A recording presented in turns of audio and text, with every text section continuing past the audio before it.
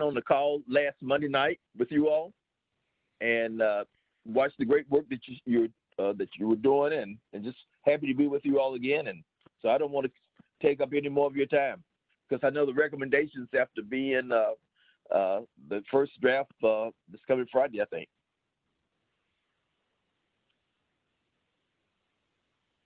That is correct. Thank you. We appreciate you being here. All right. Thank you all. Okay, Dia, go ahead. Are we doing the data committee update right now or just a general update? Actually doing the talking points that we have done already for policy as well as for communities. Great. Thank you, Eric, for the nudge on that. Good evening, everyone. Good evening, Madam Chair and Madam Vice Chair. We are on track. This committee is very focused, very energetic, and very knowledgeable, and is putting together recommendations and has had stuff in the works for the last week or so, 10 days. And so, I think the talking points are really what Dwight said, which is this Friday, a draft is due. And a week from this Wednesday, we have the half-day planning session. We anticipate that every committee will be sure that they are represented by at least 2 individuals. We hope it's the chair and vice chair, and in addition to the data committee representative. So we do hope Workforce can send both chair, vice chair, and their data representative, which is Daryl Teller. And if not, that you can just confirm who might be representing the committee. Once we go through the half-day planning session, that will help to ensure that we get to look at all recommendations from all 3 committees. And also we want to ensure that there's a general format for all 3 committees that we all have by the end of the day. There will be an opportunity to use some of the final product, which will be questions for candidates for chief, and to really help to refine those coming out of the planning session, and have those prepared for that Friday to submit to the hire committee. So this would be a way for this committee to truly use its knowledge, its discussions, its priorities to help shape up a couple of questions for candidates at that point. Once we have your draft recommendations coming out of the half-day planning session, you'll have a little time to refine them further. And bring them to final. So that's the process. Great, thank you, Dia. I've exchanged some emails with Dia in the last couple of days. I have put some of the things that we've heard into the format that they have asked for. So I will get that draft over to you guys tonight so we can start kind of tossing that around, and you can give me your feedback. Whitney and I want to have everyone's feedback before we take this, turn this in as a draft form on Friday. I'm just sort of plugging in everything that we're hearing and trying to hit the high points from the discussions that we've had as a committee. So I will be sending that out tonight, and would welcome everybody's feedback and input on that first draft before Friday if we can do that. Okay? And we'll check in again after our subject matter experts. Is there any business to take up before the SMEs talk to us this evening? Okay, great. I'm really excited to introduce retired Minneapolis Police Chief Janae Harto. She is, I guess, on the left of your screen, and retired Colorado State Patrol Lieutenant Colonel Brenda Leffler. They're going to talk to us about a number of different issues tonight. I think they're going to both do presentations to us, and then we'll open the floor for Q&A. So Brenda, are you going first? Hey, Margie, are we recording this? Yes, we're recording. Yes. And I'll be going first. Okay, do you want me to pull it up, or do you want to act as host? Eric, will do that.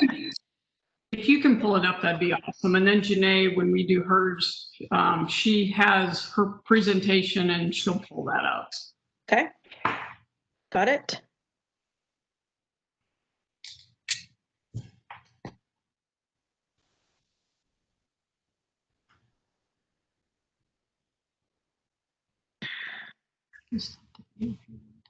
So you can just talk. Right. All right. Take it away. All right. Everybody, thank you. We appreciate the audience. We appreciate you taking the time out of your busy committee schedule to listen to these presentations. The first thing that I'm going to do is discuss a class called Fair and Impartial Policing, which is a company that I've worked for about 4 years. As Margie said, my name is Brenda Leffler. I'm a retired lieutenant colonel with the Colorado State Patrol, and I was the equivalent of an assistant chief in Colorado. And my chief that I had was very progressive when it came to implicit bias and procedural justice training. And he brought this company, Fair and Impartial Policing, into the State Patrol, and we trained everyone within my agency from the cadet level, our recruits in the academy, all the way up through the colonel, the chief of the Colorado State Patrol. And Margie, can you go to the next slide? Or do I need to do that? There we go. So Fair and Impartial Policing is the name of the class. It's also the name of the company. It is a company out of the University of South Florida. It's run by a woman named Dr. Lori Friedel. And Dr. Friedel is a criminology professor at the university, and she's considered a subject matter expert in implicit bias, especially when it comes to police officers and how police officers interact with community members. FIP is the shortened term for it, and FIP has been in existence for over 10 years. And we have trained agencies from everything from a 2-person law enforcement agency all the way up to our latest client that we just got done with earlier this year was the New York City Police Department. We trained 35,000 NYPD officers from their patrol officers all the way up to Commissioner O'Neill and his executive staff. We did that over the course of 2.5 years. And we're very proud that that was a successful endeavor for us, and we feel like we made great strides and great changes within NYPD. So we've done everything from, like I said, a small 2-person department all the way up to the biggest law enforcement agency in this country at the local, state, and national level. Dr. Friedel is an academic, and while she's a researcher and an academic and a criminology professor, she understands that law enforcement is its own special type of culture, and I'll use special as both good and bad. And we like to be trained by other police officers. So all of our trainers are executives that come from all over the United States, active duty officers, as well as retired law enforcement executives who do the training in the classroom. Next one, please. The unique thing about Fair and Impartial Policing is that everything that we teach is based in science, based in social science, behavioral science, and psychology. Every single word on our slides is backed up by a scientific study. Dr. Friedel and her team of researchers have been very diligent in making sure that what we're teaching is based in science, is not just some theory, academic theory, or hypothesis. And that way, it's a really nice way, an unemotional, objective way to talk about implicit bias and, to a certain degree, explicit bias with both our police officers and our community members. Go ahead, Margie Quinn. FIP at its core is about how the human brain works, and that's how we present a class. We talk about the science of how the unconscious biases work, implicit biases work, and the perceptions and actions that can come from those implicit biases. At the end, while we are presenting, this is the academic theory and these are the issues, we follow it up with actionable skills that officers, command staff, and community members can take with them back into the real world to do something with the theory that they've been taught. Good, Margie? We know that fair and impartial policing officers and their agencies are safe, effective, and just. And that is the mantra that we use as we go throughout our class. We want officers to be safe and make sure that community members are safe. We want them to be effective and objective when handling disorder and investigating crimes. And certainly We want our officers to build community trust whenever they have the opportunity to do so. Go ahead, Margie. We talk about a lot of different implicit biases, that blink response that we all have, the stereotypes that everybody forms as they go through their lives. We focus a lot on race and ethnicity, and we have a lot of scientific studies that discuss race and ethnicity because that is the world that police officers are living in right now with our communities. But we also talk about gender bias and sexual orientation and identity. How people look at overweight people versus skinny people, age at both ends of the spectrum, how we view poor people in this country, how we look at handicapped people and undervalue their contribution to society, profession, as well as all religions, et cetera, et cetera. Anything that you can stereotype a person on, any category or box you can put a person in, we talk about that in the classroom. Go ahead, Margie. We do have 5 classes. We have a command and community class that brings law enforcement executives from the department in with community members, mid-managers, which would be lieutenants or captains, sergeants and corporals, first-line supervisors, as well as patrol officers and academy recruits. And then we have a train the trainer curriculum as well. So those are all separate classes. Go ahead, Margie. The command level class is something that's very interesting, and it's about a day and a half, and it really looks at the entire agency as a whole and the business processes of that agency. And we invite community members in to discuss where the department is and where we want to go ideally with that police department. Go ahead, Margie. We believe in building an action plan in that day and a half for the agency. So Dr. Friedel teaches this, she and her staff will teach it. And in conjunction with community members, we want to make sure that fair and impartial policing and procedural justice is interwoven in every single aspect of the police department, from what's trained at the academy to how promotions are being done, assignments are being made, interactions with the community happen on a daily basis. Go ahead, Margie. Here's the components of the comprehensive agency plan. We talk about policies that prohibit biased policing, recruitment, hiring, training, retention. Procedural justice is something that I wanted to touch on. We have entire discussions surrounding procedural justice. In other words, how do officers treat the public with respect, dignity, and fairness and transparency? And then how do officers and command staff and executives treat one another inside their own agency with respect and fairness and empathy and compassion and decency? We need both of those things to be in sync if officers are to go out and police in a constitutional manner with empathy and courtesy and professionalism. So it's a very valuable block. We talk about leadership, accountability, supervision, how to outreach to different types of communities, practices and priorities, where people are staffing, what type of crimes are being focused on, and in which neighborhoods specifically, to ensure that that's being done in a fair manner. And then we also have a block that looks at data analysis, traffic stop data, so that we understand that we are all analyzing that data in the same manner. Go ahead. When it comes to individual officers, our goal is to give them an orientation, have them do reflection, and be aware of their own behaviors. So reducing the biases that they have and managing the biases that they have on the job and off the job. Go ahead, Margie.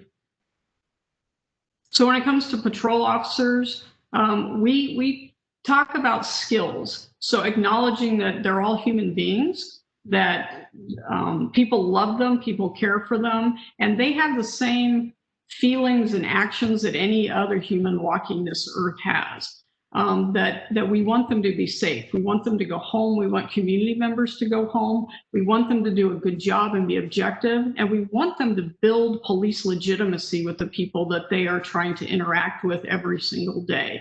We teach them how not to let another citizen or an officer drag them into a bad situation by their own biased actions, like the Starbucks incident. We are trying to teach officers how to handle those types of situations.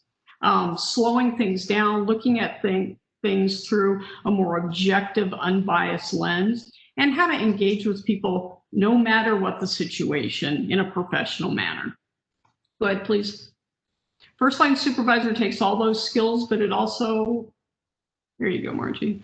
It teaches a sergeant or a corporal how to supervise in that situation, to how to recognize implicit bias, how to avoid their own biases, gender biases, race bias, me, they, in-group, out-group bias, and how to put that into play.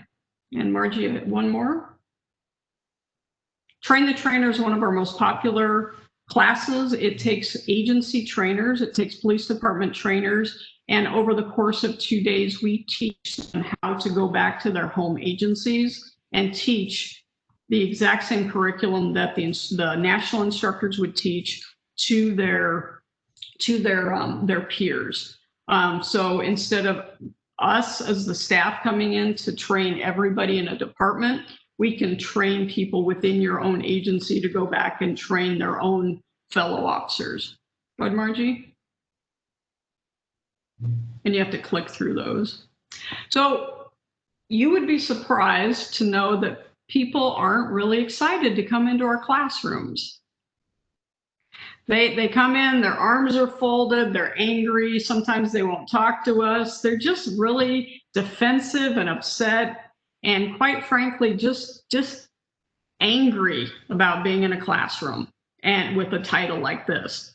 We work very hard to disarm them, but have really honest conversations about where we are as a country, and to talk to them about the honor of being a police officer, but that honor and that responsibility comes with you have to be better than where we are today as a law enforcement profession.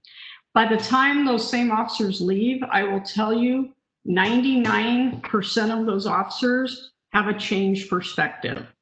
The most common comment we get on our evaluations by far is, that class wasn't what I thought it was going to be. And from a cop, sometimes that's a win if you can get that out of them. So we're very bold, very upfront. We hold them accountable. We hold ourselves accountable as trainers. And we're trying to make policing a better place for everyone. And I think we've been successful with that. Margie, one more slide. The website, FIP, fairanimpartialpolicing.com, is where all of this class information is. Our COO, her name is Mary Herrig, and she is the one that handles contracts, pricing, classes, everything. And she would be the one who could really, if you go forward, she'd be the one you'd be working with and could really dive down into what exactly Nashville would need. So that's it from me. That's the down and dirty overview of fair and impartial policing. And again, I thank you for letting me have that time. Thank you, Brenda. We're going to go ahead and do Janae's presentation, and then once both are finished, we'll open the floor up for questions for Q&A. So, Janae, are you doing your own presentation? I am. I just need you to share my screen. Yeah, Brandon, can you switch it over to Janae or to Brenda? Yeah, I signed up.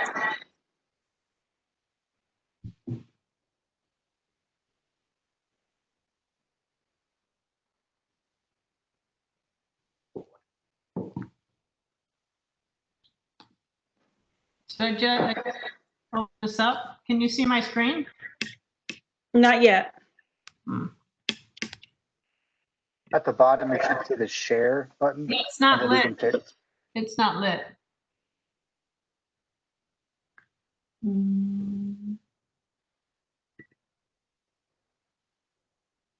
Oops. No. Now I passed it to somebody else. To Matt. That's awesome. There we go. Okay, but it's still.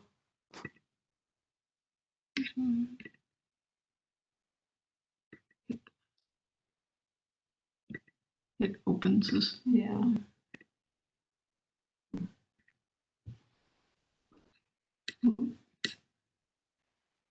Margie, did you get Janae's presentation?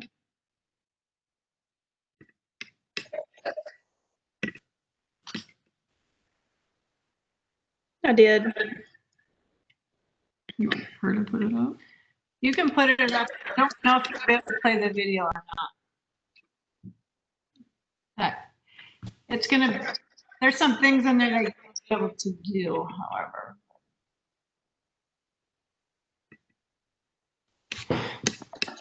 So I don't, the screen for share is lit up. Do you know what it should normally be, Madam Chair? I don't.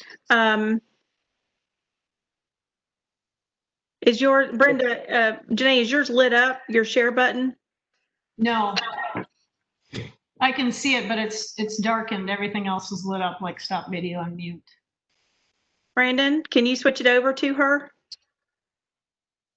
It is. She's currently the presenter, but for whatever reason, it's grayed out. It won't let her present.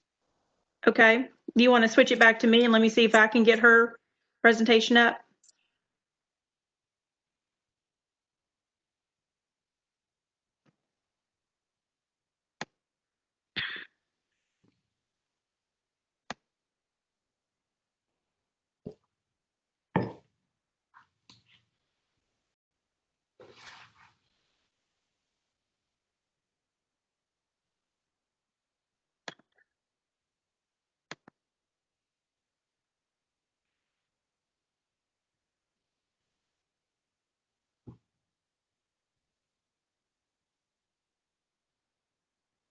In the event the videos don't work, I will make sure that you guys get copies and you can see those later.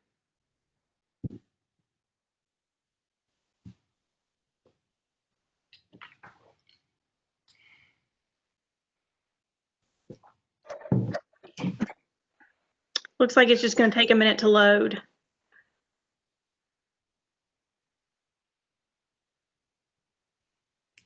Great. If it's okay, I'll just preface myself with a small intro before you get the video up. Again, my name is Janae Hartoa. I am a retired police chief. I spent 31 years with the Minneapolis Police Department, the last 5 years of my career as the police chief. I retired in 2017, and I was a very progressive chief. I brought procedural justice, implicit bias, and really looking at police legitimacy and moving our profession forward and building the relationships we needed to in our communities to a whole new level. And I applaud all of you for looking at a variety of initiatives. And as we have conversations about defunding police, I think it's critically important that we talk about funding in the right areas, what makes our officers much more effective. And sometimes it's not, but sometimes it is. And so I do think we've taken some steps backwards when we don't have properly funded police departments. We tend to have to go back in time to our old ways and not be as progressive as we once were, because what we end up losing first and foremost are all those initiatives that allow us to build bridges in our communities and to keep people safer and be engaged with them and be proactive. And what ends up happening is our officers run from call to call, and we have little to no time to connect with people, and you can't build a relationship in the middle of a crisis. You have to do it ahead of time. When I retired in 2017, I wasn't sure what I wanted to be when I grew up because I'd been in policing for so long. And frankly, if Nashville was looking for a police chief, I might have entertained that. But I really wanted to look at helping the law enforcement profession in a whole new way and on a national way. And I met with some entrepreneurs who are putting together this technology. And if you want to hit the next slide, it's called the Vitals app. Our company is Vitals Aware Services. I started out as an advisor, and today I'm the president and the CEO of the company. We are Bluetooth technology, and we allow people with invisible conditions to communicate with first responders. That could be police, fire, EMS.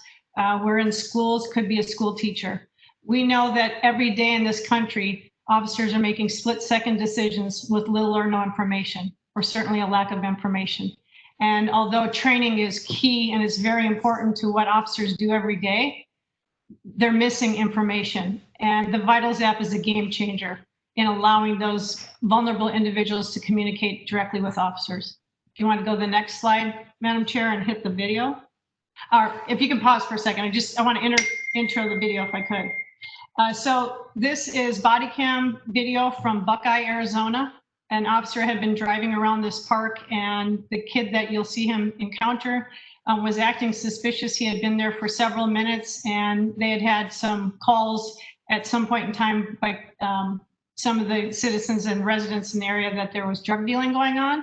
And so we do believe that the officer, when he approached this kid, who you'll find out his name is Connor, was potentially dealing drugs in the park.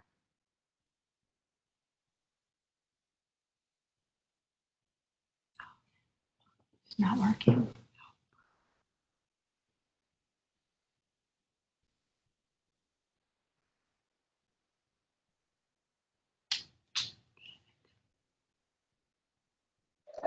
It's just advancing the slide. Okay. This may be one of the videos that it looks like it should. Yeah, it does. If you click on the video, does it just advance the slide? Yeah. Okay. All right. Well, let me describe it to you. It won't be entertaining, but I'll describe it to you quickly. So the officer gets out in the car. He's asked this kid, "What are you doing?" He says, "Not." He actually says he was stimming, but the officer couldn't understand what he was saying. They had a very brief encounter, and he asked to see his ID. And as soon as the officer touched Connor, the fight was on. Connor was injured in a takedown. And what's really important about this video, and I'll send you the link so you can see it, is you could clearly see that once the officer had Connor restrained, and Connor was talking to him, and he was talking to himself, and he was trying to calm himself down between the stimming and saying, "I'll be okay, I'm okay, I'm okay." He has autism, and he was in the park waiting for his mom, but all his actions seemed very suspicious. His actions were consistent prior to the stop that would make an officer frankly want to stop him. But the officer didn't know he was autistic, and we are fairly confident that if this officer had the Vitals app, when he would have rolled up, as soon as he would have got out of the car or even gotten close to Connor, the Vitals profile would have came up on his phone, and he would have known everything he needed to know about Connor. I'm going to walk through what that looks like here. So we know 1 in 5 US adults have some type of mental health issue. We talk about it every day. We hear a lot about how, officers aren't mental health experts, and I'll be the first person to say we're absolutely not. As a matter of fact, we have our own mental health issues. We're human, so we do, and we see a lot of things each and every day, and we need to address the welfare, frankly, and mental health of officers. But it's rising every day, and 1 in 5. We know that encounters with police have more than doubled in the last 10 or so years. 1 in 10 response calls for service involve someone with a mental health crisis. And for the Vitals app, it's any type of invisible condition. So it could be PTSD, could be autism, could be dementia, could be Alzheimer's, could be some type of other medical condition, diabetes, and maybe somebody thinks you're intoxicated. So I talked earlier about training officers, but when they don't have that information, sometimes the way a person acts is consistent with somebody who maybe is just uncooperative or being suspicious, when in fact they just can't communicate effectively. So we know there's several people in this country that have a disability. So what are people saying? What's the biggest issue? Our parents are caregivers, and there's more and more caregivers every day in this country. People want to become independent. There's not enough housing to put people in places, and we want to make sure that they can live happy and safe lives. And our parents, they're worried. They worry all the time that, you see Elijah McClain in Aurora, Colorado. He should be alive today. There's incident after incident where people should be alive, but officers use deadly force because they didn't have the information they needed, and they misunderstood what was happening. I'm not taking my hands out of my pockets, so therefore I have a gun, or I'm suspicious in some manner. So our parents and our caregivers are worrying constantly, and they don't want their loved ones to get injured. Next slide. our law enforcement officers saying, look, you know, as a police chief, I entered everybody that started with the police department. I hired probably 300-400 people while I was with the city as the chief. And every person that gets hired, including myself, the reason why we became police officers is because we want to help people. We want to make the world a safer and better place. We don't take this job because we want to harm people or take their lives unnecessarily. And I will tell you that officers that are forced to use deadly force often retire early. It's a conversation we seldom have, but they retire early and it affects who they are as a person. It doesn't stop when you're at work. It impacts you when you go home. So these officers are saying, look, if I only had more information, if I truly understood more about the person in front of me, I would have probably done something different. If in that video in the beginning, if I would have known that Connor had autism, I would have at least treated him differently or thought this isn't quite right, but it's not what I thought it was. So we deliver critical information. It increases safety. We have better outcomes with responders because it's a game changer sharing that information. We reduce risks and misunderstandings. And I will tell you that we are growing in numbers, not just in law enforcement, but fire and EMS as well. We are a living, breathing medical alert bracelet, as people like to call it. Next slide. This is the one if you can keep hitting the buttons, hopefully it will animate, but I'm not sure. Okay, we can I'll kind of walk through it. I work for a technology company and the technology is amazing when I'm able to control the buttons. It's very smooth, but I will just say that what happens is do you want to just stop it there? The badge on the left and then the kid on the right. We have Alejandro and he has autism. And when he comes within 80 feet of a first responder, the first responder will get a notification on their phone and they'll be able to see the profile. It'll come up and I'll show you what that profile looks like. As soon as the officer leaves, that information does go away. There's no searchable data. We're very protective of the data. It is location based. So an individual downloads a profile. Generally, it's a caregiver who will create the profile for their loved one. And the first responder will download the first responder app and it's all location based. When they come within 80 feet, it's automatic. It'll go on the first responder's phone. There's no 911 call required.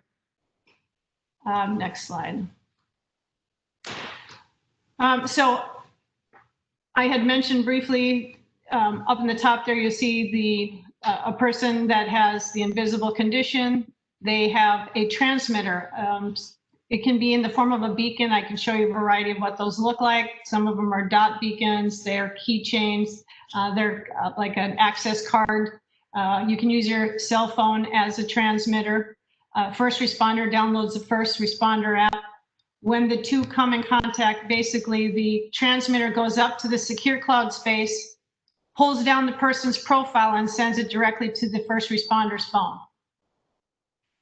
And that's when the first responder will see they have a vitals notification. We also have a very unique audible alert.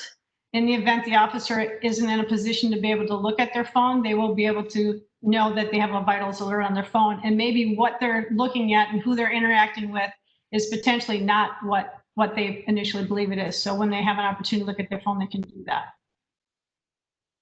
Next slide, Madam Chair. So here's what the profile looks like. This is what it would look like on an officer's phone.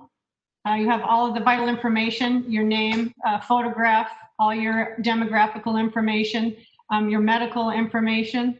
But what's really key on here for me, three things. First is the behavior triggers, because what might upset one person is highly different than the next person. What I've learned in doing this in the last 3 years is if you've met one person with autism, you've met one person with autism.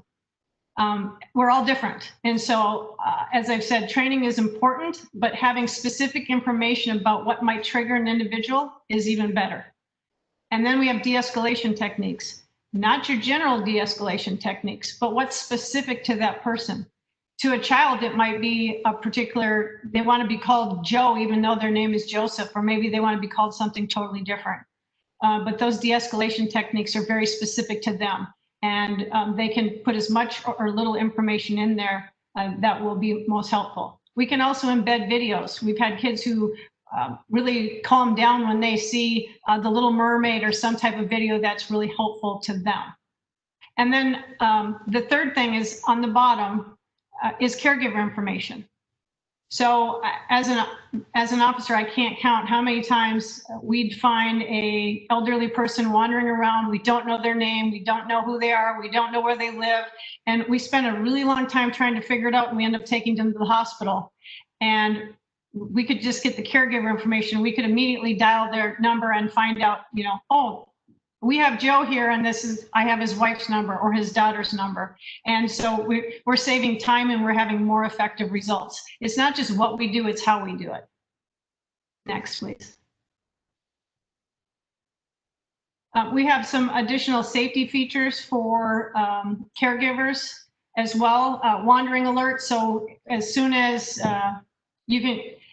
somebody leaves, so I mentioned the 80 feet, and I don't want to get too complicated about it because it's really, once you download it, you never have to think about it, frankly. But it activates as soon as somebody leaves and they're out of range 80 feet, you'll get a wandering alert notification, and it'll say your son, your dad, whoever is out of range, and you can immediately start to activate the search. So we are launching full GPS on this. In the event something happens and you didn't get the notification, you missed the notification, your loved one is already missing, that's when the profile also is very important to a first responder who may not know that this person is missing, but you can put in the profile that they're gone, that they're a runaway, they're missing, they've wandered, and you can continue to update information in the profile. It's very simple to do. It's simple to update medical information, or things that are important that you don't get to do with a medical alert bracelet. I have diabetes, but maybe I haven't taken medication for the last couple of days. Maybe I've had severe headaches. Maybe I haven't eaten or I'm dehydrated, but different things that my caregiver could, or myself, if I wanted people to understand, because we have plenty of caregivers for themselves that create profiles because they're adults with autism, or even those that we've had a gentleman that had severe PTSD, and when he's in the right frame of mind, he created a profile. And as a matter of fact, the officers came to his house one night because he was very despondent and suicidal. And he put a beacon in his truck and one at the front door, and the officers had their participate with vitals. And as soon as they got to his home, they knew how to de-escalate him. And he's convinced that the officers saved his life that night because he would have done suicide by cop. He was very distraught. But they knew to talk about his kids. They knew his kids' names. They knew everything they needed to know in that moment to keep him safe. Next, please. We also have geofencing, which means you can create basically a safety fence. We know that people with dementia are often attracted to water, and you can create a boundary, a geofence around particular bodies of water, maybe around your house, or maybe there's an area that you know that is dangerous that your son or daughter or whoever you're caring for tends to go to. And so now you're not only going to get a notice when somebody exits and they're outside your geofence, you're going to know if they enter into an area you deem unsafe. Next. Now, I don't know if this probably won't work either, but this picture on here is actually a video that's embedded into the profile app. And when an officer opens up their phone, they will see mom's voice, and they can click the button, and they will see this mom who gives a real quick message to her son and basically says, the people that are there with you are there to keep you safe, and I will be with you soon. And it's just really quick so that they understand, and her son understands. His name is Caleb, and I think he's on the next slide, that the officers are there to keep them safe.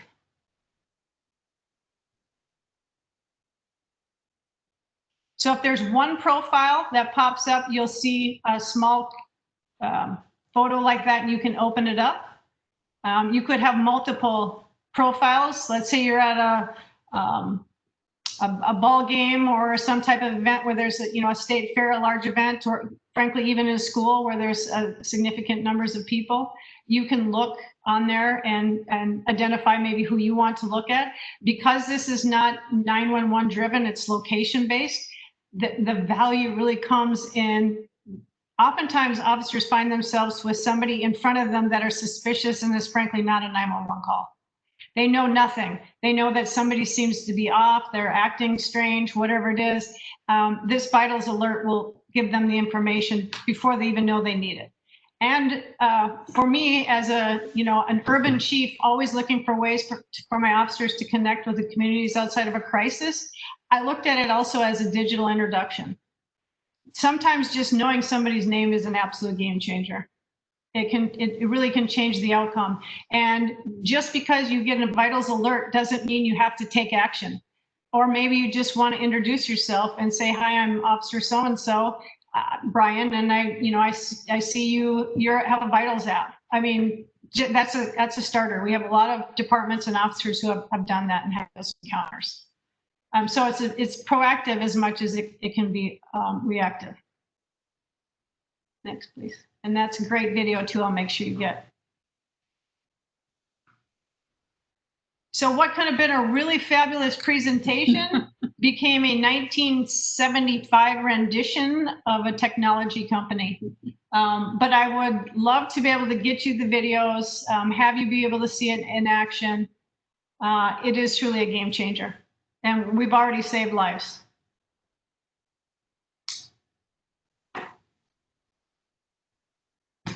And with that, Madam Chair. Great, thank you.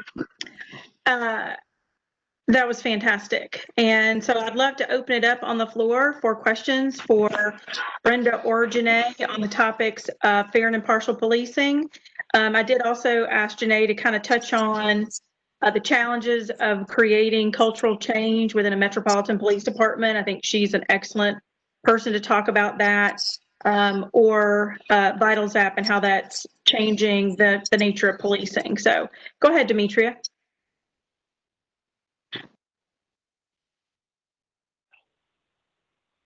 Thank you, Madam Chair. I didn't expect to go first. I'm fascinated about vitals. Has it been court ordered in any cases? And what's the cost? It has not been court ordered. We are in conversations right now. It's truly about people volunteering their information. There's so many people out there who want to share their information. We will be announcing also a partnership that we have with a company that is also connected to 85% of all 911 centers in the country. And so if you dial your phone number and you have a 911 call, they'll automatically look to see if you have a vitals profile or if one of your loved ones, if you generated one through that phone call.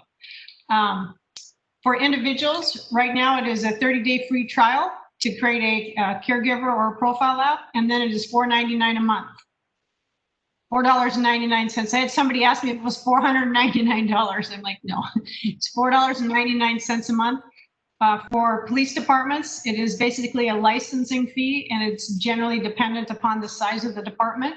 We usually, two things, I do like to vet departments and cities to make sure that they're a good fit and they're set up for success and have a fairly robust relationship with their mental health providers and social services, because this is something that we have found when we onboard cities collectively with those partners, we have greater success. And that's, like I said, dependent upon size of department. And then, of course, Nashville, you would be the first in Tennessee. We don't have any law enforcement agencies in Tennessee, so that would be something that we would want to talk about as well. And the first major city. So you're in competition with Aurora, Colorado right now to be the first major city chief or police department. Madam Chair, this is Gary Moore, and I can't raise my hand. So when you see an opportunity, I appreciate you recognizing me. That's great, Gary. Go ahead. You're up. Okay, thank you, Madam Chair. I actually have 4 questions. I hate to throw that many questions at you, and we'll open it up to either one of you. But I guess my first question is, we're going back to the New York Police Department. Can you share their action plan? Y'all create an action plan once you do the teaching. Of course, Nashville would be different, so I don't want you to share the whole plan. But if you would point out some specific changes that y'all recommended at the New York Police Department make, that would be helpful to us, I think. So what were some of those changes that y'all recommended in your action plan? again, you can get that information to the chair. She can share it with us. And my follow-up question on a different subject here is, how does a person get into this system, an autistic person? I think you answered Demetrius' question, and it's voluntarily. But to my knowledge, I certainly wasn't aware of it until I heard this today. So it's not very well put out there for the public to know that they even have an opportunity to get in it. Are y'all going to be addressing that in the future in any way? Do you want me to start? Sure. So what we do is when we onboard a police department, we also work closely with the city to ensure that those that need it sign up. We have partners with the Autistic Society, National Dementia Organizations, NASDA, which is the National Association of Adult Daycare Centers. And so we're working with all of those entities, and we have many individuals that are signed up that are in which police departments, frankly, aren't even signed up yet, but we try to do those together. And we have a whole onboarding process, and we do a lot of media, and we do a lot of outreach to ensure that we get people signed up. And frankly, we're a fairly young company, so we're working diligently to ensure that we get as much press and marketing as we can so that people know this is available. We're in over 70 police departments. We're in Minnesota, California. We just launched in Branson, Missouri. They have 8 to 9 million visitors every year, and they're very concerned about them. So we're working on a separate program for them, for people that come in to visit. We're smattered across the country right now in a variety of areas. Okay, one follow-up question, and then I'll turn it over to somebody else. But once you move into the city, let's say that Nashville contracts with y'all to provide this service to the police department. Is it also available to fire and EMS? Yes, and as a matter of fact, we encourage people to sign up at the same time. Depending on the size of counties, we've had counties sign up, and the sheriff has led the initiative, and all the police chiefs within that county have signed up at the same time, along with fire and EMS. Sometimes we have volunteer fire, so that's a little bit different, but we really look to you guys to identify key stakeholders, and we do a lot of meetings and outreach with you to ensure that we get the right people and signed up at the same time.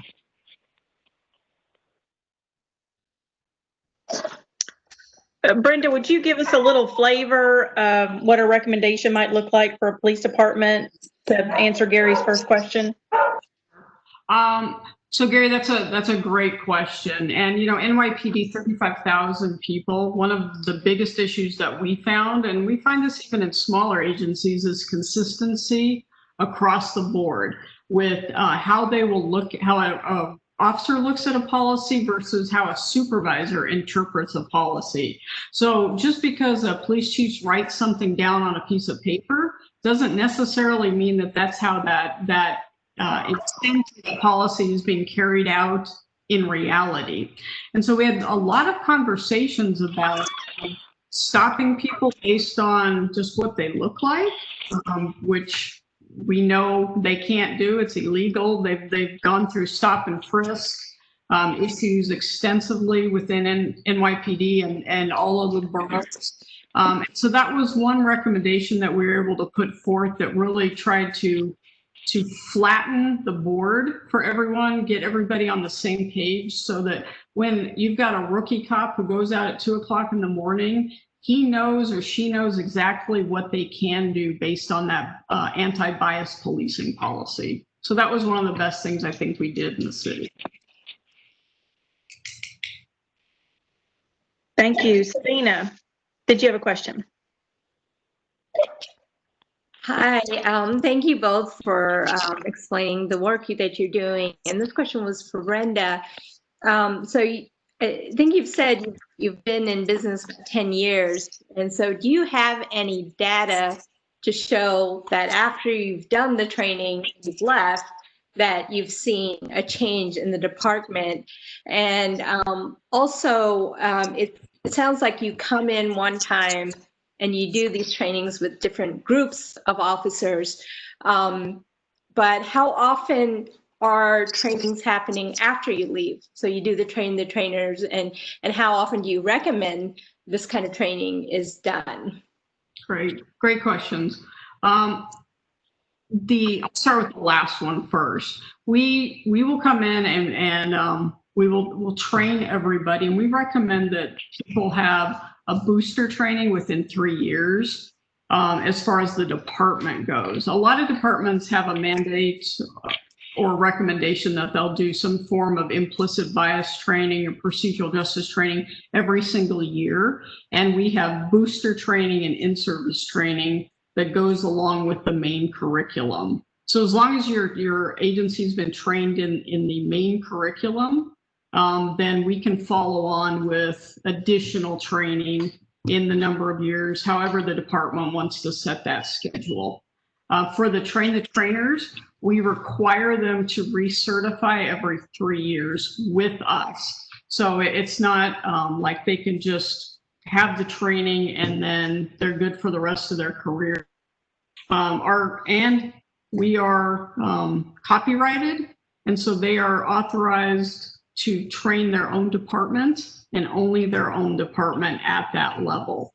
We're always updating the curriculum as well. So as we get new scientific studies, we push that information out to our trainers. We have a learning management system, an LMS system, where we are in contact with all of our trainers at the local level, so that if there's an update that comes out, a new PowerPoint presentation, a new study, they get that information along with the national trainers. And then as far as have we seen changes in the departments, I will be honest, a lot of that is anecdotal. You know, a lot of it is when you see an officer who comes in and they'll say, I don't have bias, I've never had bias, I've never seen bias. And then by the end of the class, they say, I recognize myself in your examples. I recognize what I've done in some of those videos. And that person will say, you know, I wish I'd had this 20 years ago. It would have helped me as an officer. The one data that we do have is with NYPD. A study was done, an academic study was done to look at the attitudes of the NYPD officers before they came into the class, and then how they felt after the class, and did they change anything? And that, I mean, it's self-reported data, so you have to look at it from that perspective as a limitation of the data. But we found that we did alter a considerable number of people within NYPD and changed how they do their job on a daily basis.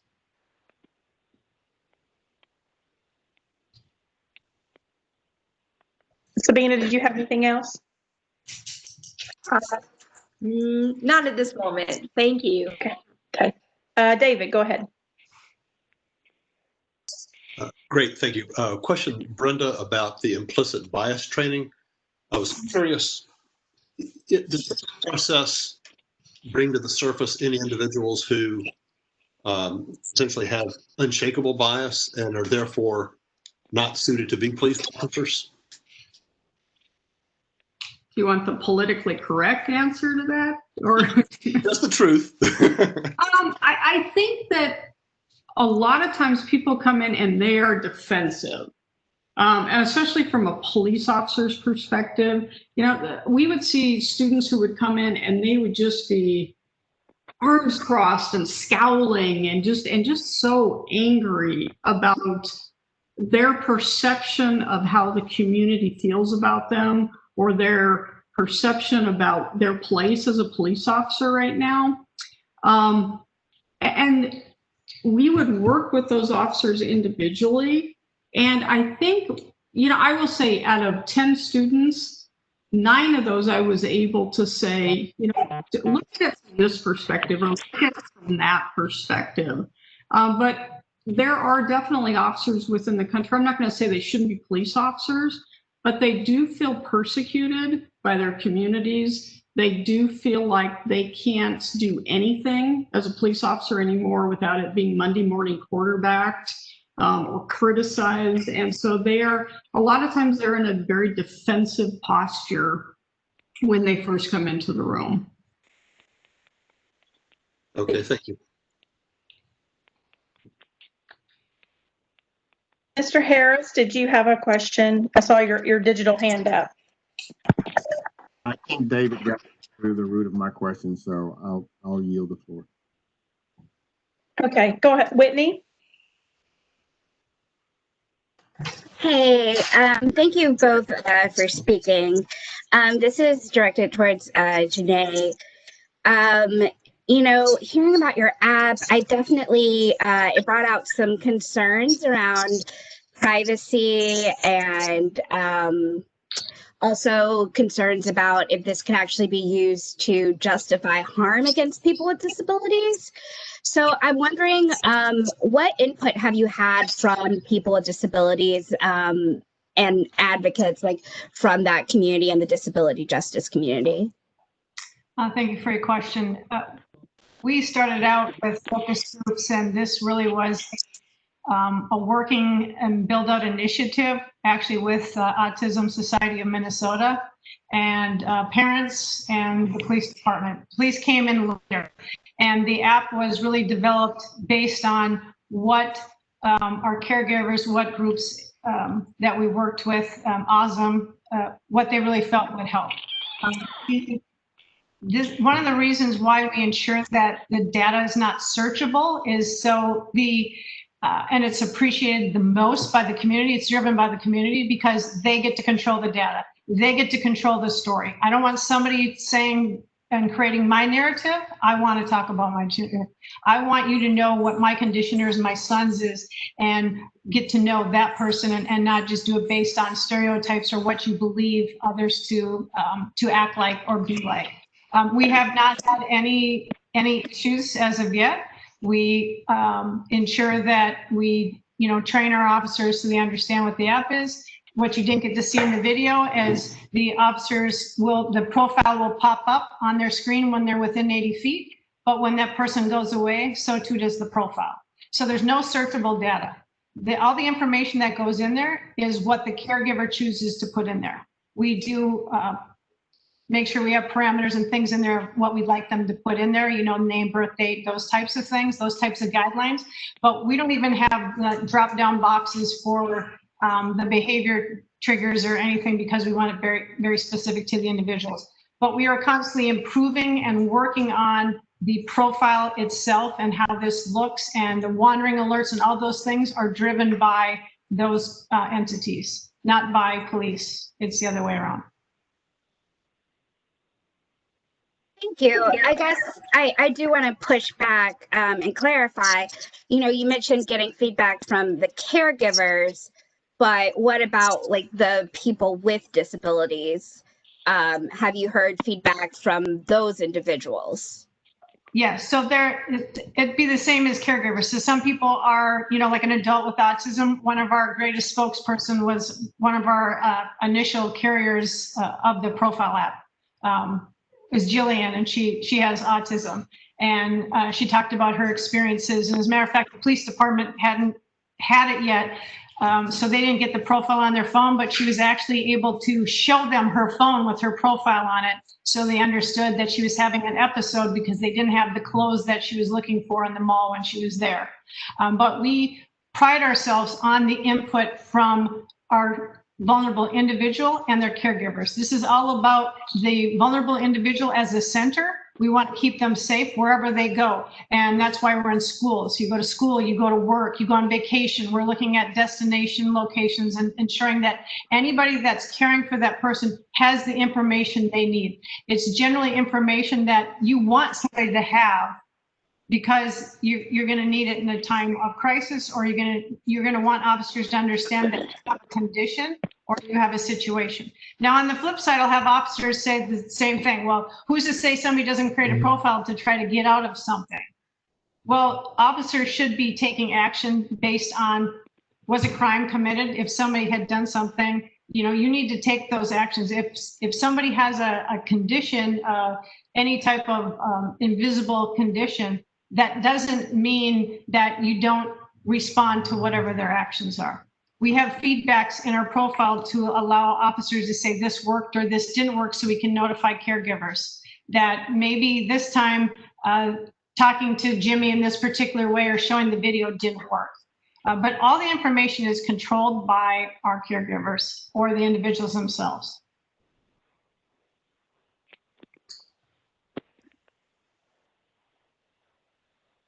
Mr. It's Harris. voluntary, so it's nobody's making anybody do it. These folks all want to participate in the program. Great. Mr. Harris, did you have your hand back up? Yes, I did. Brenda, this is for you. You mentioned that the implicit bias training is based in science, brain work.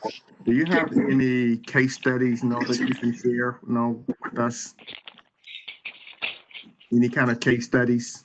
I have, yes, we've got extensive bibliography, extensive references. I'm happy to send those to Margie and she can send them to all of you. It's hundreds of scientific studies going back into the 1970s. Some of them even the Dahl study, we referenced that, the Dr. Mamie Clark and her husband, the 1940s, 1950s Dahl studies. So one of the key components of the class is to show students that this is not something that is recent. This is something that has been happening since the beginning of human beings. And so we go back as far as we can with those scientific studies, but I'm happy to share the references. That would be great. I'm a data geek anyway, so. Okay, I will get those to Madam Chairwoman. Okay, anybody else have questions? Go ahead, Sabina. Yeah, I wanted to ask, the question is like going out of my head at the moment, but yeah, when you do trainings for police department, do you go back and look at what policy that the department has already in the books and customize your training for that department? No, yes and no. So we look specifically at their bias policing policy, and there are different types of policies.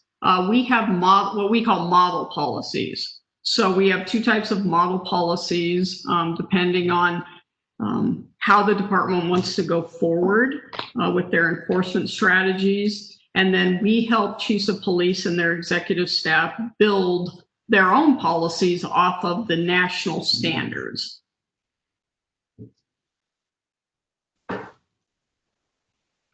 Thank you. Demetria.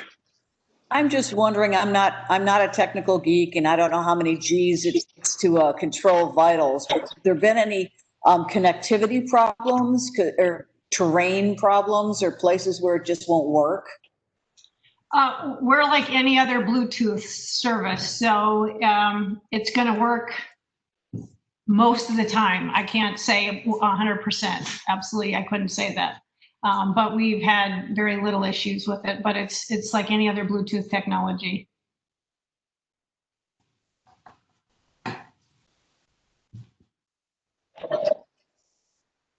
Okay, any questions? I've got a couple of questions. Brenda, I would love for you to talk about, you talked a little bit about the implicit bias as it relates to internal, like hiring, promotions, the way the internal structure is working. And if you could address that and maybe talk about how the training would either change that or address that, because one of the buckets that this committee has is MNPD culture. And so I would love for you to talk about that for a minute.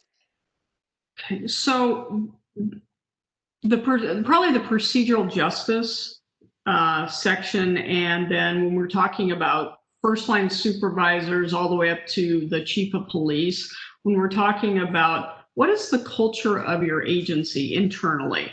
We know that the expectations that we have of police departments facing outward with our communities, we all can agree on essentially what that should look like, that we should be providing, fair treatment, impartial treatment, just treatment, empathetic treatment to our communities, regardless of their socioeconomic status, their racial status, their gender, their sexual orientation. We're pretty good as law enforcement agencies at defining what we want that to look like. Where we struggle, quite frankly, is what the culture inside the agency sometimes looks like and sometimes what it evolves into, either because of specific actions or sometimes because of non-actions on the part of leadership. And so when we talk about procedural justice, we're talking about what are the biases that a supervisor, and I'm talking from a sergeant or a corporal level, a first line supervisor, all the way up to a chief of police. What are those internal biases that they have individually that when they go to work and they're making personnel decisions, hiring decisions, transfer decisions, specialty assignment decisions, what are those implicit biases influencing that decision-making process? And so we really have very candid conversations with leadership about, if you are only sending men to SWAT school, maybe even unknowingly, you're reinforcing gender bias. Or if you're only sending the women to a policy writing class, you're reinforcing gender bias in a different direction. If you are instructing officers, to have an administrative or an operational decision that they're going to go to this neighborhood every single night because it's easy to go pick up crimes there, why are you doing that? Is there a public safety issue that's happening that's necessitating that? Or are you going there because you're just making lazy supervisory decisions in your community? Are you assigning your gay and lesbian officers to go to the Pride Parade because they should magically be able to associate with that group of people? And so we talk about all those decisions that we make inside an agency, that little decisions, especially in the course of an officer's career over time, really can add up to the trajectory of an officer's career, either being taken to a good place or to a bad place.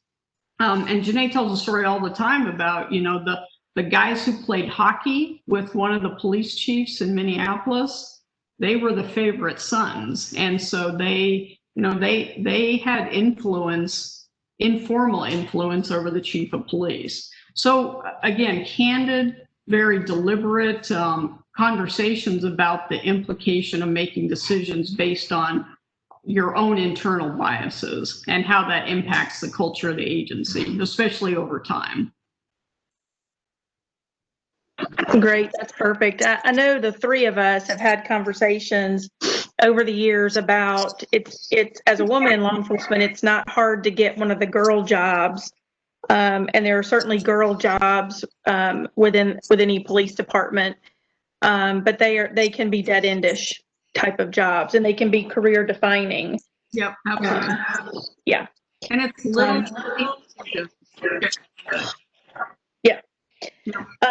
So that's very helpful. And then my other question, Janae, is for you, and it's a separate and apart from the Vitals app.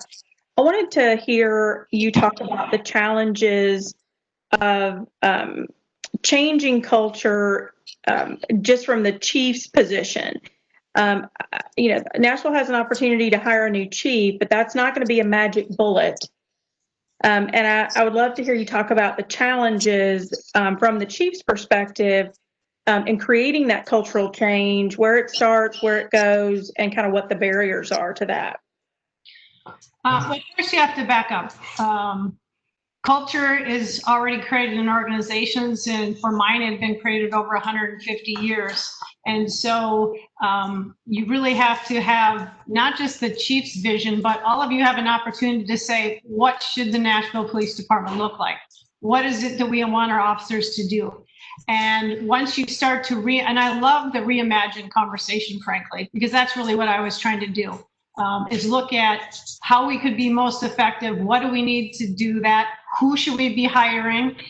If we want to not be hiring all white Neanderthal men, then we probably should change our testing processes.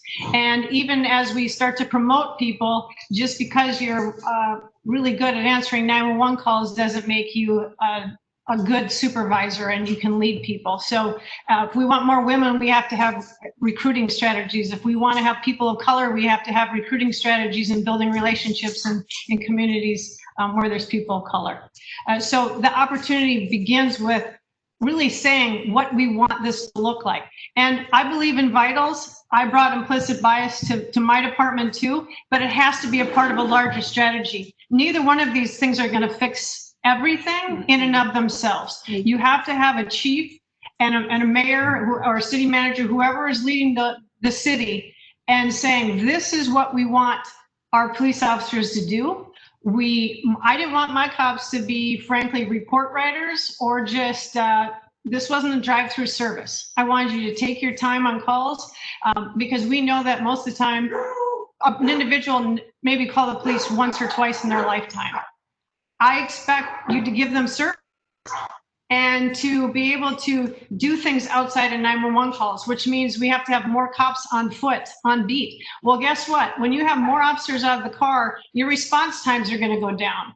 So then what happened to me, I'd get people out on foot and they'd be connecting the community, and then I'd get yelled at because the response times went down. So you have to be really honest with how many resources you need to manage calls for service and balance those with calls that are important and interactions that are important that are not reflective in 911 calls. You can't just measure arrests because what gets measured gets done. And if we're only looking at arrests and we're not looking at outcomes and we're not looking at connections and we're not tracking those, then you're only going to get arrests. And so moving into 21st century policing and changing culture starts from the beginning. You guys have a real opportunity to do that. You have a new person in charge. I knew your prior chief, great guy, but he was there a long time. And so that culture's there. You can change it with an internal candidate or you can change it with an external. But there has to be a plan, a bigger plan. Mine was procedural justice. And I called, my tenure was all about MPD 2.0. We were trying to create a culture of accountability. And you have to hire right, but you have to have effective discipline processes. You have to have timely discipline. You can't, tell somebody 2 years from now that they're in trouble because of something they did 2 years ago. It's not effective and doesn't work. We need early warning systems, early interventions so we can track a person's progress. And I mentioned it in the vitals presentation. Officers have mental health issues. They experience critical incidents. I'm sorry about the dogs. And we have to address those and we know that when officers start to use force, oftentimes it's because they've been involved in critical incidents. And those are things we need to be monitoring and looking at. But it has to be a balance of support, training, education, and resources. It can't just be discipline, accountability, right? You have to have all of those things. We need to support the things that we want to see more of. We need to have resources in places that we know are going to have the benefit we want so we can prevent crime, so we can build relationships. I mean, that's one of the things I love about vitals is we know that we need mental health. I did a co-responder program in Minneapolis. We needed mental health workers to go out with our police officers. There's not enough out there. This is a way for an officer to at least have a digital mental health co-responder in their pocket. It's something. If we can save a life, if we can prevent uses of force, if we can have more positive interactions, then that's what we want to do. But it's really a part of a larger strategy. I'm happy to talk to anybody about it. It's pretty, mine was fairly in depth, and you have to take pieces of it. You have to adjust things internally and externally. It is really truly a combination, but you have a real opportunity right now to really change what things look like, but you have to first say, this is what we want it to look like, and then have whoever's ever in charge be honest with you to say, this is how we get it done. And you have to strike that balance. Thank you. Reggie, I think, brought up a great point last week. He's part of our committee here, and his point was if you're going to make a promotion, and he likened it to marbles in the bag. If all the marbles are white marbles and there's only one, there are 30 white marbles, one black marble, maybe 2 pink marbles. Yep. The opportunity to promote persons, minority persons. And I know women are not typically minorities within the population, but they are very much a minority within police departments. Now, that's because of a lack of developing people. So I promoted more women and more people of color than anybody in the history of the department. Qualified people, because what I did is, if I had two people that were qualified, the same, the woman and the person of color got it every time. And I will make no apologies for that, because before it was my buddy or the other white guy that got it. So every one of them have been successful. They've gone on to be police chiefs elsewhere. They've done a phenomenal job, but we've got to stop the cycle somewhere. And the best way to do it is to, it's the tie. If they're not qualified, that's different, but then it's also on us to make sure. I brought a consultant in, and we really created a talent review process, so that we would prepare people before they got to those positions. And if we did readiness assessments, if that person is not ready to be promoted, why not? Do they need new experiences? Do they need education and training? Then it's our job to make sure they get that training. We can't just say, oh, well, I'm sorry, we only have one woman. I mean, I knew I was competing against only other women. I became the first female chief, not because I was the only one qualified. It's because they were finally ready for one, and at that time, I was the highest ranking female in that department. But it was about timing. But I'll just go back to, you guys have a real opportunity, and it seems like you got a lot of the right people at the table. And now with the whole conversation about reinvention and reform, reform has always been a conversation, but if we don't start, we have technology, we need to collect the data. I started looking at stops and why people were being stopped, but first you have to collect it, then you have to analyze it, then you have to look for any issues that might be there, and then you have to address those issues and figure out what they are. But everything begins with awareness. Implicit bias begins with awareness. If we're stopping people of color, or we're always in neighborhoods where people have low socioeconomic status, or it's always people of color, we have to understand why that is. But we have to analyze it and look at it and then assess it. But it starts with at least collecting the data and being aware of it. So I just wanted to follow up on one little thing you said, which was mental health within the policing community and how that can manifest itself in the way they treat people or calls. Can you talk a little bit about what you sort of conceived as sort of an early warning system, and what maybe is appropriate with regards to the mental health of police officers? Well, part of the early warning can be connected to that mental, well, I would just call it officer health and wellness training. So we brought in Resma, I can talk about that too.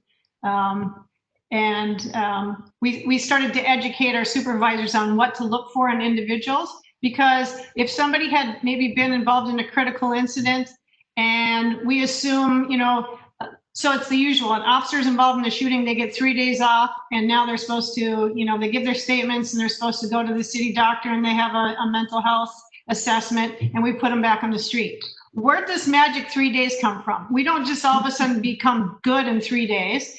Maybe 3 months from now, I'm going to have an issue. Nobody's even thinking about me 3 months from now. Nobody's thinking about me on the anniversary of this shooting. Nobody's thinking about the things that I'm probably going through, not just at work, but now I'm going through a divorce, or my parents I have to care for my dad with dementia, and I have all these things going on. I have these critical incidents and things I've experienced on the job, and then I overlay that with what's happening in my personal life. And so really having a robust mental health component for officers is important. Having an effective discipline process is also as important. One of the things that I wasn't able to do, because I had a really strong union who fought me every step of the way, and I had automatic arbitration, and anybody I fired got arbitration, and 99% of the time they got their jobs back, because the arbitrator, split it in half and say you get 2 weeks off, and therefore you get disciplined, but you get to keep your job. No, that's not how that should work. I just had a senior second moment here. But I think the bellwether of officers' behavior and their attitudes towards the public are those lower level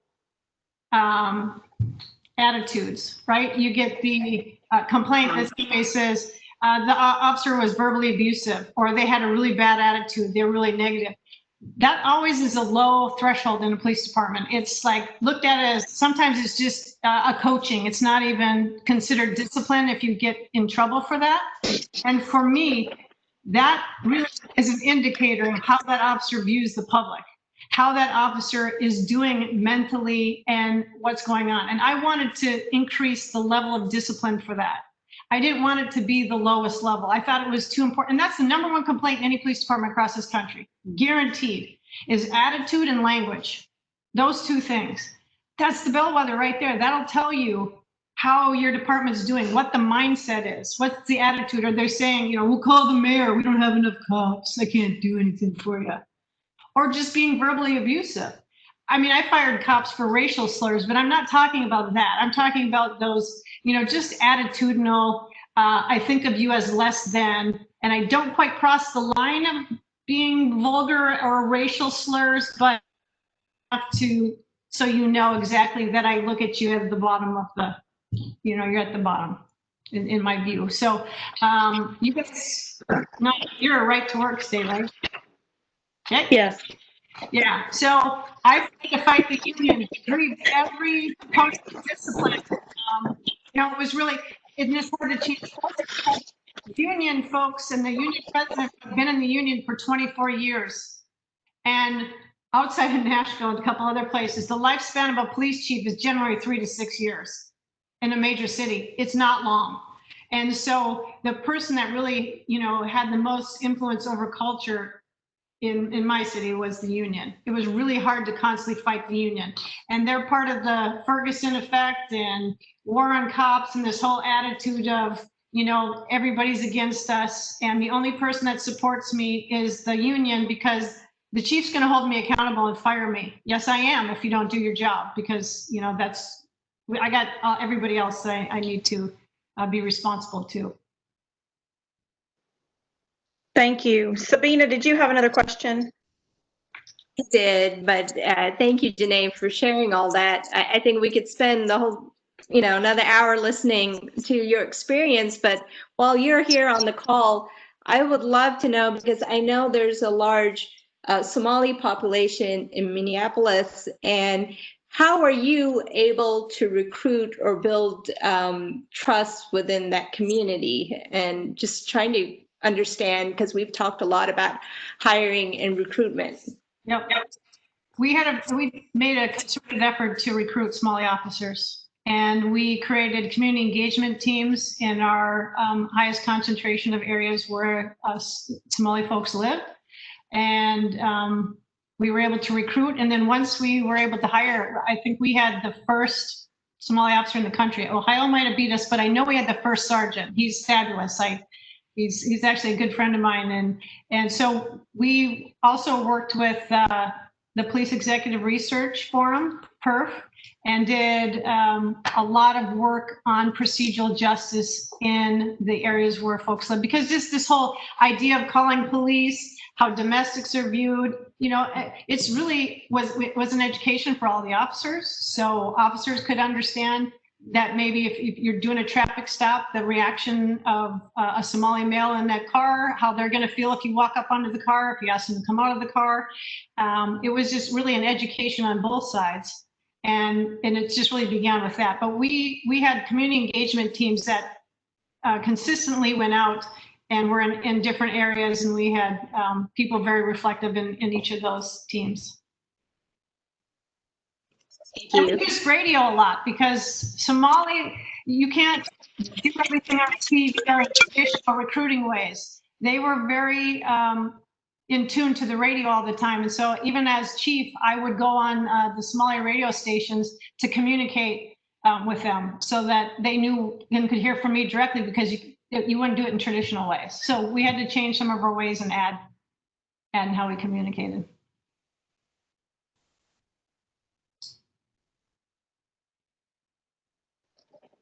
Great, thank you, Sabina.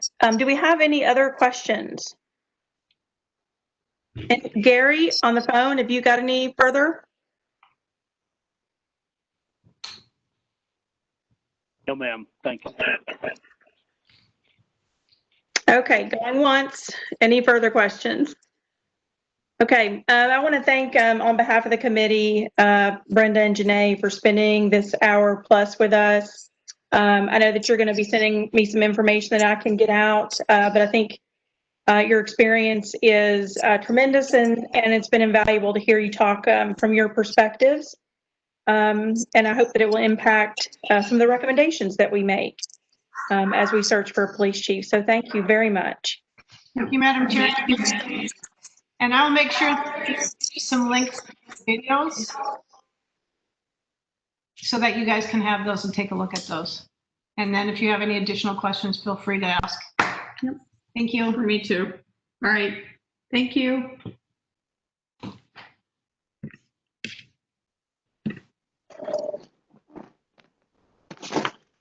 Okay, great. Thank you. I hope that that was valuable. I know they're both from different areas, but I think their experience certainly translates. So next up, I would love to hear from Daryl and Dia. What's the latest on the data committee?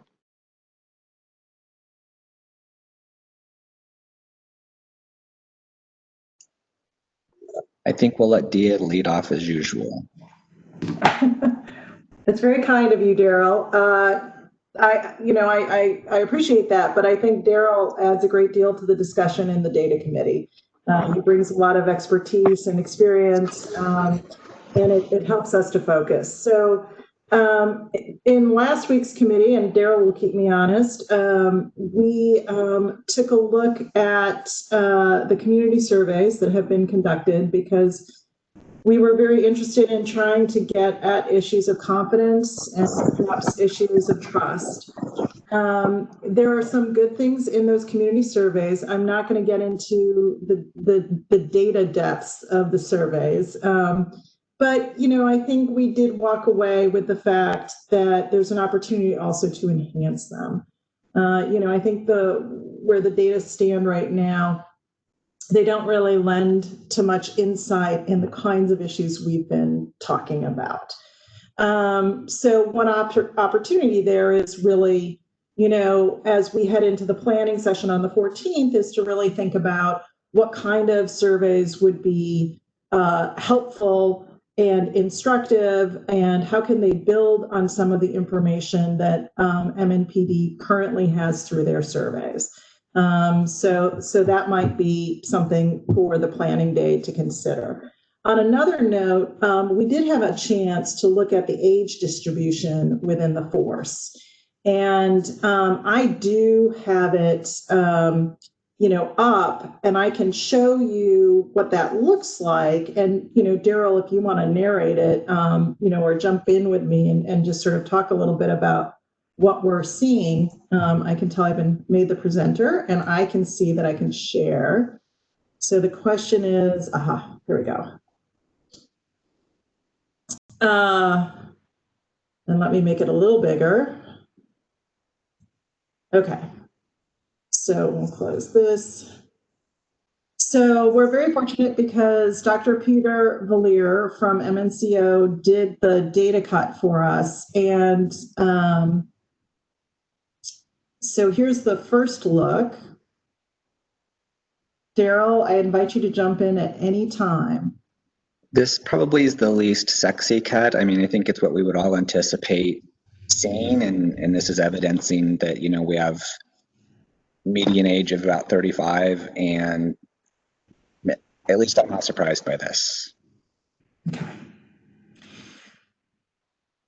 But I think what is an important takeaway that Peter actually spoke to is that you've got sort of half and half distribution in terms of, where the force really sits on the age spectrum.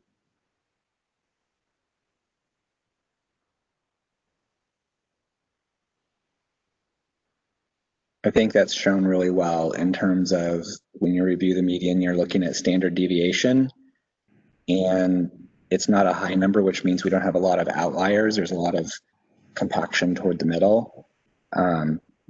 Also, when you look through the demographic breakdown, it's as we anticipated and as other data sources have led us to believe.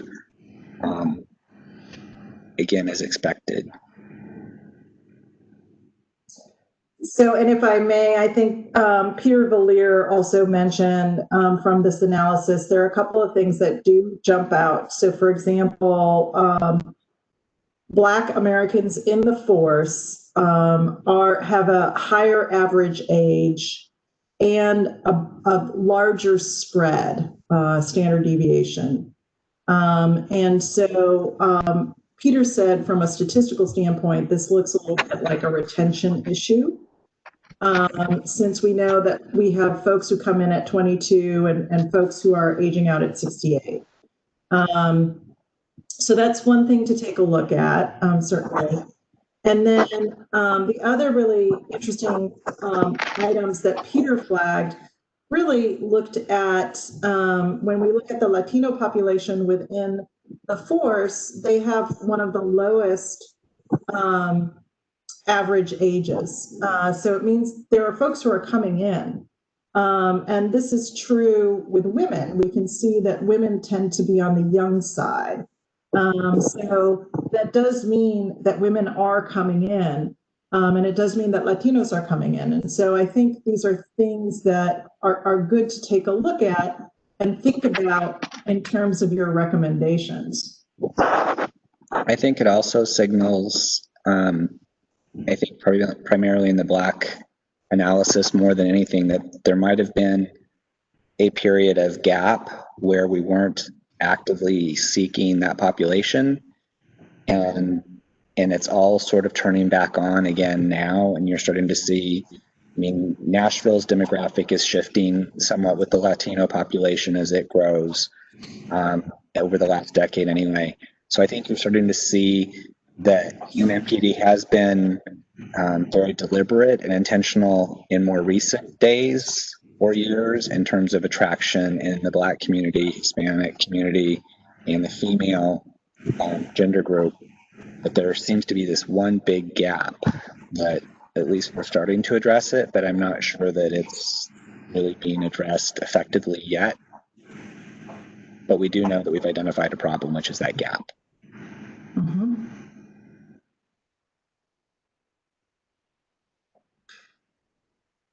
So the challenge with the data that we go through is it gives us a snapshot, but, you know, we can make, we can sort of identify some issues associated with it, but it doesn't give us a composite picture of what's really happening.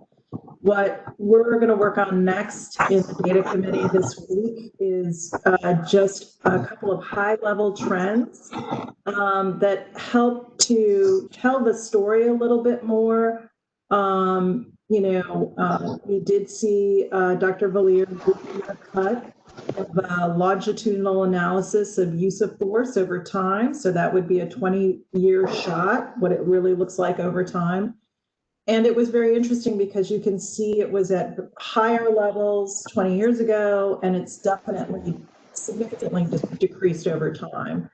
And so that does tell us that there have been intentions to, re-examine or approach use of force differently, across the spectrum of time.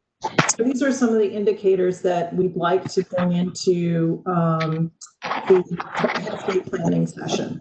I think the steps that Dia were talking about too, when you look longitudinally over that gap of time, there was the introduction of less lethal forces that came in. Mm-hmm. So the actual measurement of use of force morphed somewhat. So it would take someone like Peter to help us distill that to see if hands-on use of force is truly declining, or is there a subordinate or a substitute use of force that has gained traction. Nonetheless, it would still be good because we're moving away from physical violence to non-lethal forces to gain compliance. But I think it's still something that we need to understand, not that big picture, but then again, broken out individually by type of force or type of non-lethal force used.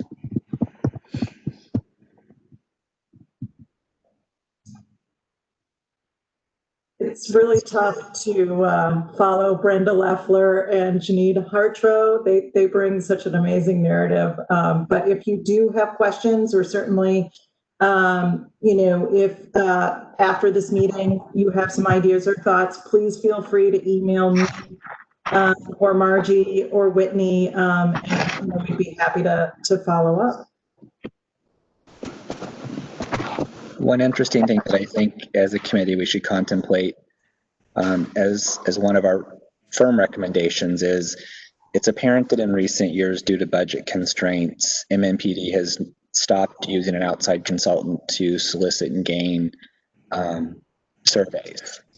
So the number of surveys from any given precinct that Peter is using, the amount of statistical probabilities that he's having to overlay that with to sort of reflect an entire community really draws into question for me their accuracy. I know we can math them to death and get them pretty close, but there's nothing like spending I think from memory what they said is magnitude $20,000 to $25,000 to have that outsourced to really go into the community to get true feedback, not from officers, not from 911 dispatchers, but a neutral third party to assemble the information. And I think our statistical data would be much more accurate and much more actionable because of that. So that's certainly a high ROI item for a city our size for $25,000, give or take a little.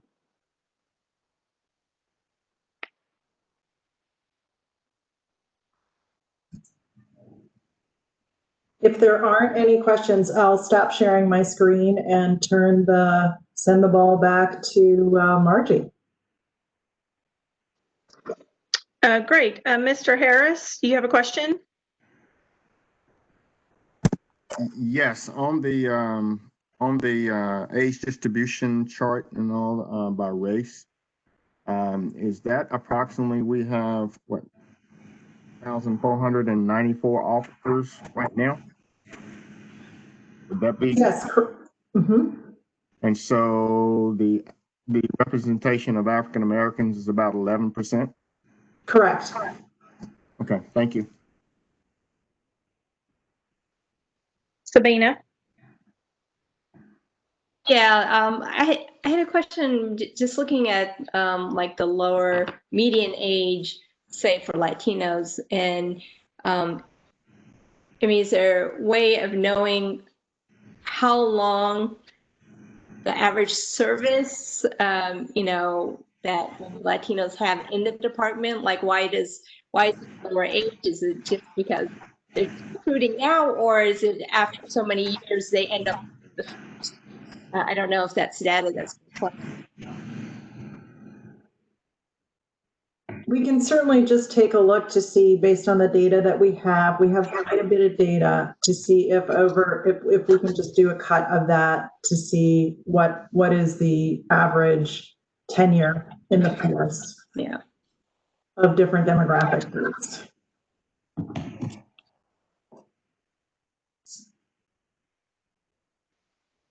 Great. Gary on the phone. I don't want to leave you out. Have you got anything you want to ask the data committee? Yes, ma'am. Just real quick, the quote on, excuse me, I think you said $20,000. What does that entail for the study? I think he said. From Peter's explanation, MMPD used to use a third-party vendor that did the community surveys by precinct, and that way they would generate higher numbers of response or respondents because they would usually send interviewers into the community that represented the community and get more natural feedback. They since have stopped that and they're doing it themselves now. And it's just probably challenging for the community to give honest feedback in a survey format to an officer or a cadet or someone that resembles an authority figure. So that was the $25,000, but that was a few years ago. I don't know what today's pricing would be, but I think it's a valuable investment. Okay, thank you. Okay, we got any other questions for data? What I think is important about the age distribution is that will give us a good indicator of how long it's going to take the department to change the percentages of the demographics within the department. So understanding that either through attrition or retirement is the only way, unless you increase the size of the department by 200 or 300. And with our current budget issues, I don't necessarily see that happening. Only through attrition or retirement do you get the opportunity to hire in. And so obviously the younger the majority are, the longer that's going to take. And so I think that's why those numbers are particularly relevant for us in our discussions about recruitment and culture and such. So any further questions about data before we move on? Okay. I'd love to turn this over to Eric and John and get a little update from the mayors. To John, I have no announcements. Drat, I was hoping to turn that over to you, Eric. So we're just focused on supporting your work right now. This sort of recommendations period is really critical. So we appreciate your focus this week, and we're looking forward to seeing the draft recommendations that you come up with at the end of the week. Great, thank you, John. I would like to just talk for a couple of minutes about some specific recommendations. I felt like we had a lot of conversation around recruitment, and I think I was able to capture all that in the table format that they want as a final. But I think what I'd love to get some more feedback on from the committee is what you're thinking about promotion, retention, and culture. I think those are a little less clear to me. I thought some of Janae's conversation about a readiness assessment, I think that seems, especially if you're doing that early, in years 2 and 3, sergeants typically promote around 3 years. That seemed like a really interesting concept to me. But I'd love to hear some thoughts from the committee, just so I can start to take some things in and get some data in the table. Whitney and I'll toss it back and forth maybe in the next 24 hours, and then send it out to the full committee so that you can, I think my thought is we put everything in there in the kitchen sink and then cull from there. So give me some feedback.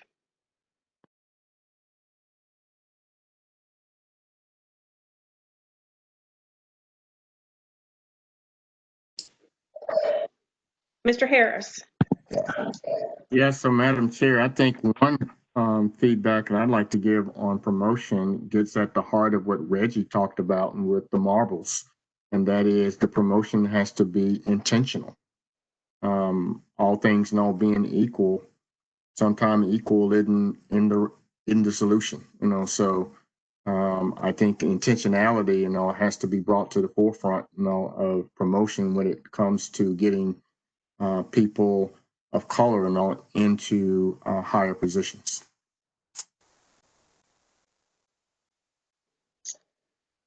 I thought what Janae said was interesting as well, Mr. Harris, about, because for 100 years, the tie has gone to the white male. And so from now until whenever, until we get these numbers looking a little better, the tie is going to go to the minority. If you've got somebody that's qualified. And women, I like what you said. Yes. So intentionality, I'm writing that down. Sabina, your hand was up. Well, just, that intentionality and promotion actually goes back to recruitment and improving recruitment strategies. Because when people see that their community members are in the police department and they're being promoted and it's a career, they're more likely to join. Because I know within some of the communities I work with, it's not seen as a career opportunity. So, and then And then if we're talking about culture, of course, we need to go back and talk. I mean, it was great, the training that the fair and impartial policing. I was just wondering, obviously the department needs something like that, needs something on a regular basis. If you listen to Dr. Fitcher's presentation on last Thursday, she was saying, like, you need these cultural competency training twice a year. And is it happening at all? Like, and when they were talking about, oh, we look at what the current anti-bias training is. What is the current anti-bias training at MNPD? I want to know, because, you know, I know as a community member, we come and train the cadets for 1 hour and that's it. And I don't know of anything else going on. So what is already happening? If they're coming in and they're kind of piggy banking on what's happening, what is happening, and how do we make that better? How do we make this has to come from the police chief, from the mayor, that is a priority, that you know, that this anti-bias training, cultural competency training, you know, that is happening. And so I want to make sure that that piece is in, and it's mandated in a regular intervals, and figuring out how would you, because they cannot say how they were measuring the effectiveness of the training. And if we don't measure the effectiveness, oh, this looks really nice on paper. So how do we measure it? And just figuring that out. Yeah, I think the matrix is really complicated and difficult. John, do you have something to add on that? Sure. And Eric, Tia, jump in and correct my recollection here. So in the academy, they do train on the fair and impartial policing curriculum. They send trainers off to be prepped in that, and that is part of their training curriculum. You know, one of the things that you'll hear from people at the academy and in terms of in-service training is that MNPD does double basically the requirement of Tennessee Post standards. So there's much more training on all of these issues than is required in the state of Tennessee. I think that I think that, you know, your comments about the sort of readiness assessment were really interesting. I think there's a lot of evidence to suggest that the role of sergeants and training for sergeants and supervisors is absolutely critical. It's my impression that MNPD does actually quite a good job of providing senior commanders with access to executive education opportunities at PERF and elsewhere. You know, the training is a very important issue. I think that there is more evidence to suggest that sort of procedural justice training has sort of clear results. The number of studies that demonstrated it is small, but the results are pretty strong. With fair and implicit bias, the sort of evidence of effectiveness is more limited. That doesn't mean it is or isn't. It just means it's not evidence-based in the way that procedural justice training is.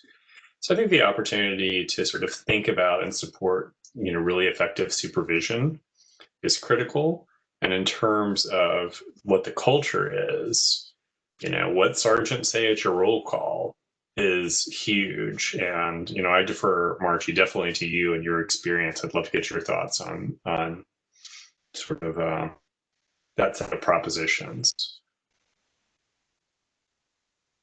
Yeah, when I was thinking about leading a department, my thought process was around when I think about frontline supervisors and up the chain, creating a qualification sort of list or benchmarks that you had to reach before you got promoted. So in other words, you had to take these 4 classes, you had to have this many years in service.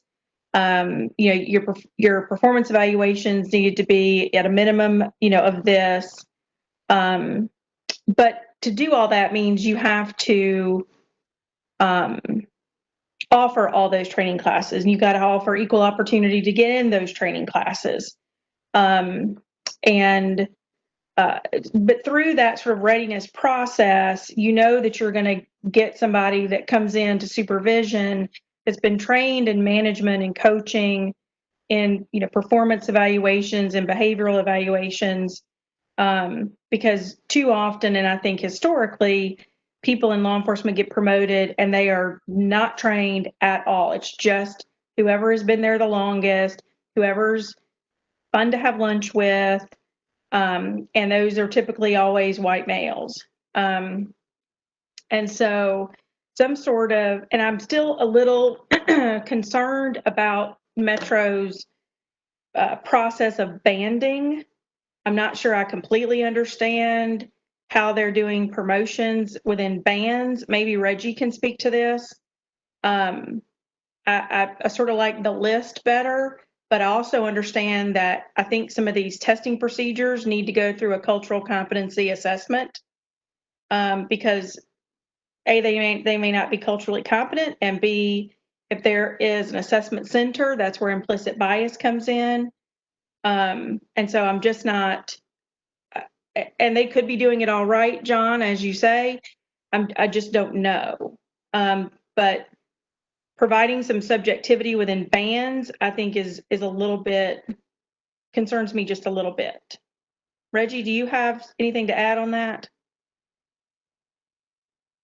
Okay, can you hear me? I can hear you.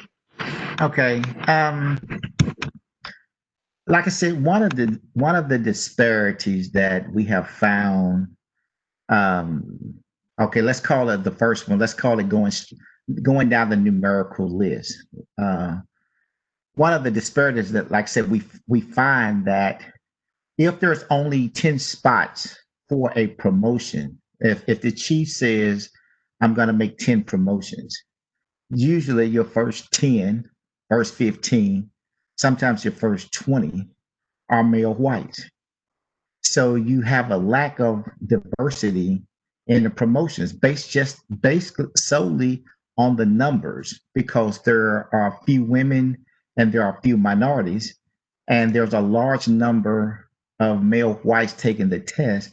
So usually, like I said, you might get one or two, and sometimes not even any. We've seen as many as 30 promotions at one time, and there was basically no minorities.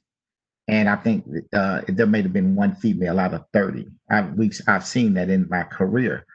So you have the culture for sometimes getting promoted for women and minorities is very gloomy, and it causes them not to want to take a promotional test next time, because they feel like it's going to be the same thing over again. And sometimes the promotional test may not come up to another 2 to 3 years. So they kind of opt out of not wanting to take the promotion. The banding, basically, at one time there was 3 bands. There was a outstanding, a well qualified, and a qualified. And basically, what would happen is, if let's say 100 people took that test, the first 33 would be in the outstanding, the second 33 would be in the well qualified, and the third would be in the just qualified. So if the chief made 10 promotions out of that well qualified, 10 people from the next band would move up into that first band. So it still allowed some room for diversity. It allowed to be able to pick a minority to help balance out the system that most chiefs could see wasn't a really good system, because a lot of the times the numbers just don't work in your favor. So really what happened was, the fight was, this is the way that it is, and there's nothing that the chief says, there's nothing I can do about it. I have to promote this way. So they left the chief's hands tied without him being able to create the diversity that he wanted to create. And if a chief did not create the diversity they wanted, then that was based on that chief, which means that that chief was choosing not to create that diversity because he had the option to do it. So the banding actually, I guess, kind of levels that playing field in a sense to say, I got in this band, I have a Kurdish, I have Hispanic, I have male blacks, I got female black. I'm going to be able to pick 6 of these out of the 20 so that I can help create diversity and have representation in the community. If that helps out. It does. The negative Nelly in me though says that a chief could also reach down and pick the 6 white males, because that's certainly what we've seen them do in the past. But I do take your point exactly. I think, Margie, can I jump in for a moment? Oh, of course. Yes. Go ahead, Daryl. In hearing yourself and Reggie, I can sense the frustration. It would seem that we would need to look back at the testing procedures themselves, because the testing, if we're to make them gender neutral and not implicit or explicitly biased, then it's a number. And if we were to use the Minneapolis theory, which is when all things are equal, we pick the minority, whatever that minority might look like. Because I'm just not comfortable conceding to the fact that females and minorities test worse than white males. That I don't think any of us are really willing to accept that as a theory, should the tests be accurate, right? So if we want to solve the problem, we need to strip out of the testing process both gender and race, and the number is the number. And if we're spending time and energies to make sure that the tests are accurate and we're doing a good career building, and they're called career paths for young officers, if you want to be a sergeant, here's your career path. Check these 15 boxes, put in these number of hours. So I don't know that any of us would want to actually say that females and minorities test worse than white males. So I would have to say or conclude then the test is not good. Okay, so I want to follow up on something that most of the time your testing company comes to the Metro Police Department and say, we need all the your policies, your procedures, and we need basically your subject matter experts. And then that particular company basically compose those questions for approval for the police department. And those are usually the questions that are given on a test. However, but they utilize people actually in the police department. So I'm also saying that there are people in the police department that actually know what the test questions are going to be as well. The other point I want to make is that when it comes, I agree with you that we have many of test takers that are good, that are females, that are minorities. The problem that most people don't even really realize in a test, the difference between one number, let's say the difference between an 89 and a 90 might be 15 people, because the numbers that you will receive is not you made an 89 and you made a 90 and I made an 89. What happened is this person made an 89.2467 and this other person made an 89.3.263, and these numbers just go up and up and up. So between one number, just one number alone, you could have as many as 15 people. It doesn't mean that you didn't score well. It doesn't mean that you didn't do good, because a 93 might have you at number 37. So those numbers but there's always additional numbers behind your original number, if that makes sense. 89 point something, something, something, something, something, or 90.23467. there's all these numbers that behind. So two people making an 89, they both don't make the same score because it's an 89 point something, something, something. So there's still this big difference between the numbers. So just know that as well.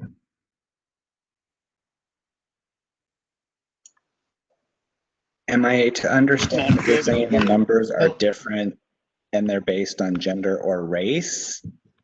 Or the numbers are different based on the person's ability to test? Or the test is flawed because I saw Margie shaking her head that some people know the answers or the questions?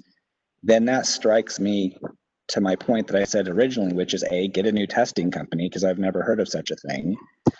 And B, then you have to, it would be, unless we're shifting gears as an organization, we want to start taking not the top of the pyramid and not the bottom, but we want to make a concerted effort to take everybody that's in the range of 70 and pull all of the average people to the top as our leaders.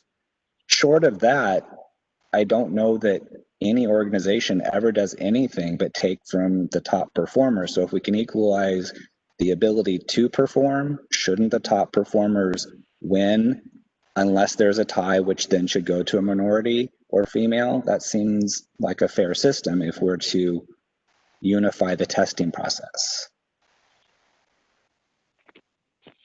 Madam Chair, it's Gary Moore. Go ahead, Gary. A couple of things. I'd like to get back on recruitment, but before I go there, I'll stick with promotions for a moment. First of all, it's kind of sad to hear that testing is done with input from somebody within the department. Most testing should be done by an outside agency, and they are standardized tests that are given across the country. Those are the kind of tests that should be given. But I do like the idea of the chief having the authority to have a range, if you would, I'll use that word, to move them. That gives him or her a little bit of leeway authority to know this individual may have scored 95 or 99 on the test, but he knows how they perform out in the field. And their performance out in the field, they may have minimum qualifications to take the test, but they're not the ideal candidate, and he or she may know that. So that gives them a little bit of discretionary right within a range. It also gives them some discretionary right to hire a minority within a range. So I would certainly hope that Metro would have outside agencies come in and do the test, that nobody is privy to how the test is written and what to expect. And that's and once we get through with the promotion stuff, I'd like to come back to recruitment and retention.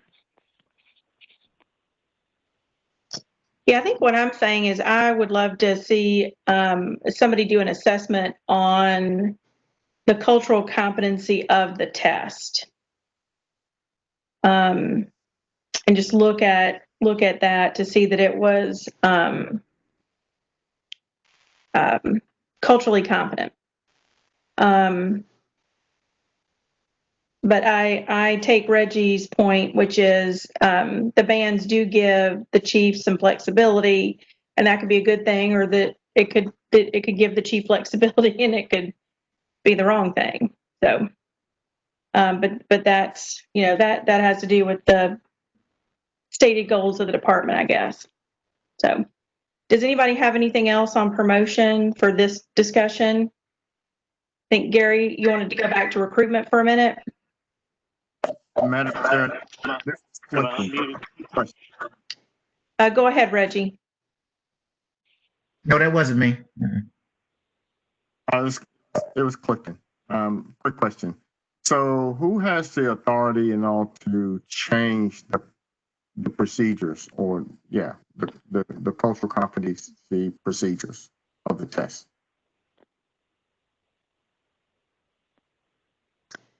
If it's not the chief, it would be Metro HR, I guess. John, do you have any thoughts on that?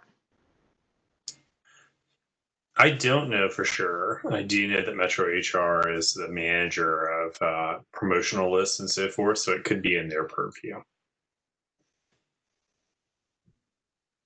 Can you hear me, this is Gary? Yes, sir. Go ahead. I don't know for sure what somebody from the police department may know, but I think the police department has their own HR. They may be responsible for it, but even if they are, that's something I think they should pass along to Metro HR to handle any kind of promotional exams. And it should, and again, in my opinion, it should be done from an outside independent agency. They do have their own HR department, but the promotional list resides at Metro HR.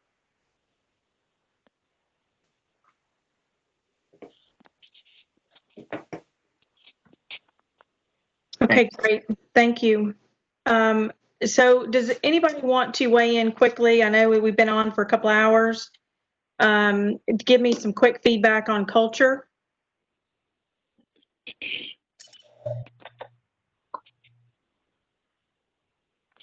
Go ahead, Demetria.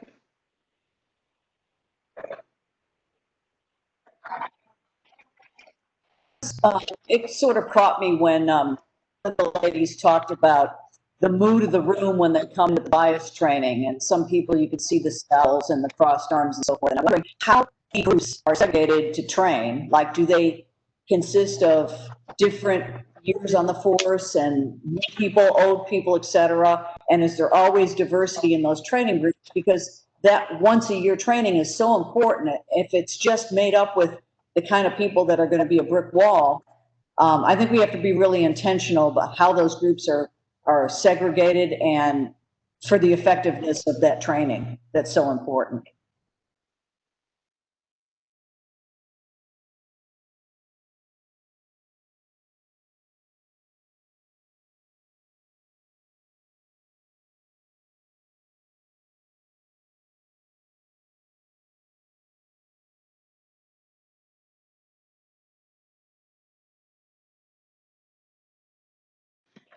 Okay, have we got anything else? Let's just do a quick check-in. Does anybody have anything to add before we finish the call? Whitney?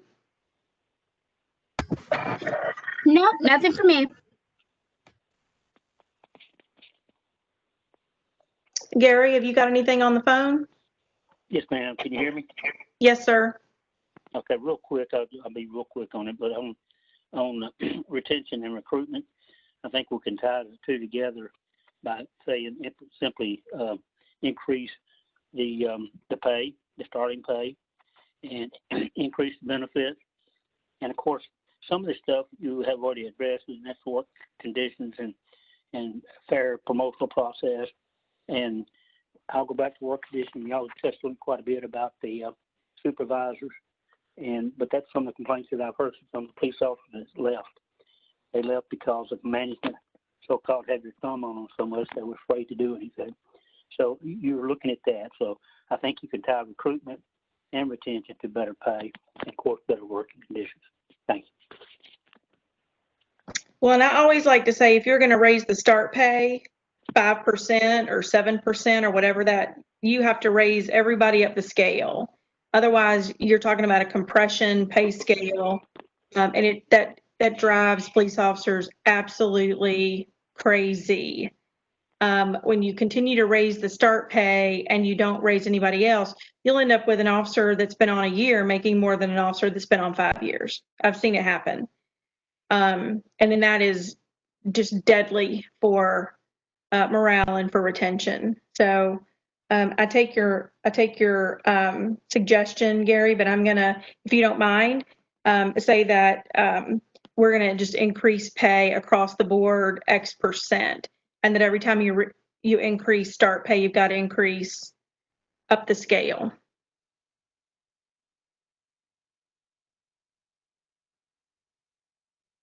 Okay, so next week we are still working on subject matter experts. We're hoping to have a testimony by the Silent No Longer folks. I think we were still working on an LGBTQ SME to come and talk to us. I was glad to hear Brenda talk about LGBTQ in some of her statements as it relates to implicit bias. And that will be it for our subject matter experts. We're quickly moving into the phase of trying to finalize our recommendations. Does anybody else see a gap in in the knowledge that we currently have to be able to make some good recommendations.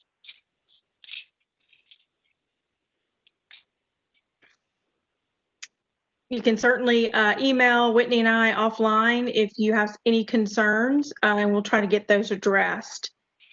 Seeing nothing else, I will close the meeting just by saying that Whitney and I will be emailing you the drafts in the next 24 hours. And let's start to kind of fine tune those so we can turn in a good product on Friday. All right. Thank you very much. Seeing nothing further, Whitney, did you have anything? Oh, no, I was just waiting. Bye. Okay. All right. Good night, everybody. Good night. Good night. Good night.